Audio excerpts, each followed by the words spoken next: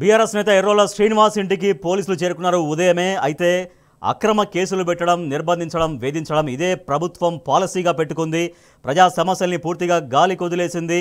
కేవలం అరెస్టులతోటి, వేధింపులతోటి, నిర్బంధాలతోటే కాలయాపన చేస్తోంది అంటూ బీఆర్ఎస్ పార్టీ తీవ్రంగా స్పందిస్తోంది. అయితే ఎన్ని కేసులు పెట్టినా, ఎన్ని అక్రమ అరెస్ట్ చేసినా భయపడే ప్రసక్తే లేదు. ఖచ్చితంగా ప్రజల పక్షాన బీఆర్ఎస్ నాయకులు పోరాడుతూనే ఉంటారంటూ బీఆర్ఎస్ పార్టీ స్పష్టం చేస్తూ ఉంది. మనం చూస్తున్నటువంటి విజువల్స్ ఎర్రోల శ్రీనివాస్ నివాసం సికింద్రాబాద్లోని వెస్ట్ మరడిపల్లిలో ఆయన నివాసం ఉంటున్నారు. అక్కడికి బీఆర్ఎస్ పార్టీ నాయకులు ఆయన సపోర్ట్గా వెళ్లారు. ఎర్రోల శ్రీనివాస్ను అరెస్టు చేయబోతున్నారు అన్నటువంటి విషయం తెలియగానే బీఆర్ఎస్ పార్టీ నాయకులందరూ కూడా ఎర్రోల శ్రీనివాస్ ఇంటికి చేరుకున్నారు. అక్కడ బీఆర్ఎస్ లీగల్ టీం కూడా అక్కడికి చేరుకుంది. న్యాయపరంగా ఇటువంటి కేసుల్ని ఎదుర్కొంటామంటూ బీఆర్ఎస్ పార్టీ లీగల్ టీం కూడా చెబుతూ ఉంది.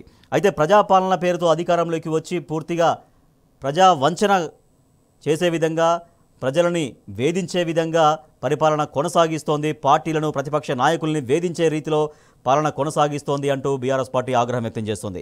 కొద్దిసేపట్లో అక్కడికి మాజీ మంత్రి హరీష్ రావు కూడా అక్కడికి చేరుకోబోతున్నారు ఎర్రోల శ్రీనివాస్ నివాసానికి. మా ప్రతినిధి లివిల్ రెడ్డి మరింత సమాచారం అందిస్తారు.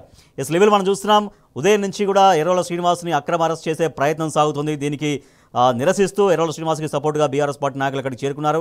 కొద్దిసేపట్లో మంత్రి హరీష్ రావు అక్కడికి చేరుకోబోతున్నారు. సో ఎన్ని గంటలకు చేరుకోబోతున్నారు? హరీష్ రావు బయలుదేరారా, అక్కడికి చేరుకున్నారా ఏంటి? ఉదయం 4:30 గంటల నుంచి కూడా ఎర్రోల శ్రీనివాస్ ఇంటి దగ్గర హైడ్రామా కొనసాగుతుంది. బీఆర్ఎస్ నేత, దళిత సామాజిక వర్గానికి సంబంధించిన ఒక విద్యార్థి ఉద్యమ నాయకుడు ఆయనపై అక్రమ కేసులు పెట్టి అరెస్ట్ చేసేందుకు పెద్ద ఎత్తున పోలీసులు చేరుకున్నారని తెలిసిన నేపథ్యంలో బీఆర్ఎస్ శ్రేణులు కూడా పెద్ద ఎత్తున అక్కడ చేరుకున్నారు. ఒక దళిత సామాజిక వర్గానికి సంబంధించిన ఒక ఉద్యమ నాయకుడు, ఆ తెలంగాణ కోసం ఆహర్నిశలు కష్టపడ్డ ఎర్రోల శ్రీనివాస్ పై ఈ విధంగా అక్రమ కేసులు పెట్టి వాళ్ళ ప్రజల కోసం ఆయన దళిత వర్గాల కోసం దళిత బంధు నిధులు ఇవాళ 12 లక్షలు ఏమేని అని ప్రశ్నించినందుకు అరెస్ట్ చేస్తున్నారని చెప్పేసి కూడా ఇవాళ అక్కడికి చాలా పెద్ద ఎత్తున దళిత విద్యార్థి నాయకులు కూడా, రేపు ఉస్మానియా విద్యార్థి నాయకులతో పాటు దళిత విద్యార్థి నాయకులు అంతా కూడా చేరుకుంటున్నారు. మరి కాసేపట్లో మాజీ మంత్రి ఎమ్మెల్యే హరీష్ రావు సైతం అక్కడికి చేరుకుని ఉన్నారు. ఇప్పటికీ బీఆర్ఎస్ శ్రేణులంతా కూడా చేరుకొని అక్రమ కేసులు ఎందుకు పెట్టారు, అసలు నోటీసులు ఎందుకు ఇవ్వాల్సి వస్తుంది, ఎందుకు ఈ విధంగా ఉదయం 4:30 గంటలకు రావాల్సి వచ్చిందని చెప్పేసి కూడా పోలీసులతో వాగ్వాదం ఎదుగుతున్నారు.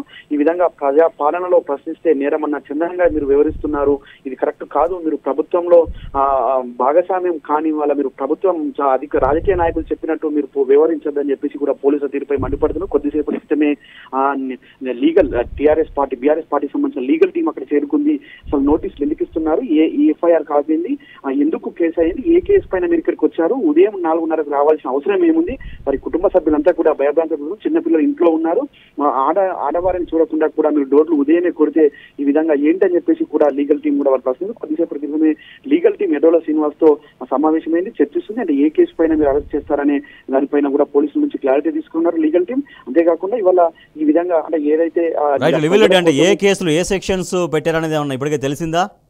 లీగల్ టీం నుంచి ఇన్ఫర్మేషన్ వచ్చిందా?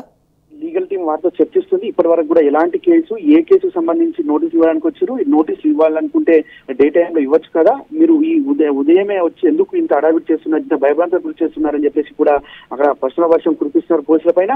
కానీ వారు మాత్రం క్లారిటీ ఇవ్వడం లేదు, ఎలాంటి ఎఫ్ఐఆర్ కాపీ చూపెట్టట్లేదు, ఎలాంటి నోటీసు చూపెట్టట్లేదు, మాకు ఆ పై నుంచి ఆదేశాలనే మేము వచ్చామని మాత్రమే చెప్తున్నారు. కొద్దిసేపటి క్రితమే ఇటు మాసప్ ట్యాంక్ సిఐతో పాటు లోకల్ వెస్ట్ మాడిపల్లికి సంబంధించిన ఇన్స్పెక్టర్ కూడా అక్కడ చేరుకున్నట్టు తెలుస్తుంది. వారితో కూడా చర్చిస్తున్నారు. మేము మీకు విచారణకైతే మేము సహకరిస్తాం, కానీ ఎలాంటి కేసు, ఎందుకు పెట్టారు కేసు, ఏ విధమైన కేసు, ఎందుకు ఈ విధంగా ఉదయం అంటే తెల్లవారుజామున రావాల్సిన అవసరం ఏముందని చెప్పేసి కూడా ప్రశ్నిస్తున్నారు.